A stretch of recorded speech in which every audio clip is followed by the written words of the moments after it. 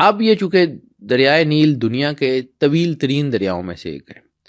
اب میں نے کہا کہ یہ ایسٹرن افریقہ کے بہت سارے ملکوں سے گزرتا ہوا مصر میں آتا ہے، اور یہ مصر کی اکانومی کی بیک بون بھی ہے.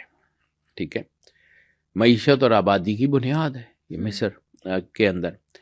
قدیم فرعونی تہذیب کا مرکز بھی ہے. جتنے بھی طبس ہو، یہ سارے جتنے بھی شہر ہوں، وہ نیل کے کنارے کنارے آباد ہیں.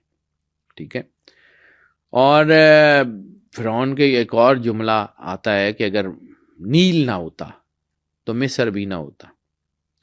اور یہ بھی جملہ آتا ہے کہ مصر جو ہے یہ نیل کا تحفہ ہے. صحیح. جو مصر کی جو ہے وہ سویلائزیشن ہے، یہ جو اتنی بڑی عمارتیں ہیں، یہ دریائے نیل نے دیا ہے. ان کی کتابوں میں یہ لکھا ہوا. اب آ جاتے ہیں کہ چونکہ فرعون اس دریا کو اپنی طاقت کا منبع سمجھتا تھا، اس نے بہت ساری چیزیں، جب موسیٰ علیہ السلام گئے فرعون کے دربار میں اور جادوگروں نے وہ رسیاں بنائیں سانپ، ان کا عصا جو ہے وہ ان رسیوں کو کھا گیا. اب ایک چیز سمجھیے جو ان جادوگروں کو سمجھ آ گئی اور جو عام لوگوں کو سمجھ نہیں آتی.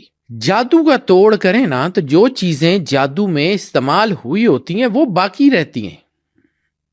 یعنی جو ہے وہ رسیاں پھینک کے انہوں نے سانپ بنائے، تو اگر جادو کا توڑ ہوتا تو رسیاں یعنی سانپ واپس رسیاں بن جاتے، رسیاں باقی رہتی.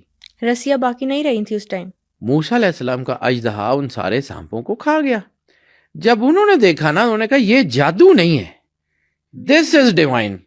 پھر قرآن کیا کہتا ہے کہ وہ سارے جادوگر سجدے میں گر گئے کہ ہم ایمان لاتے ہیں موسیٰ اور ہارون کے رب پہ.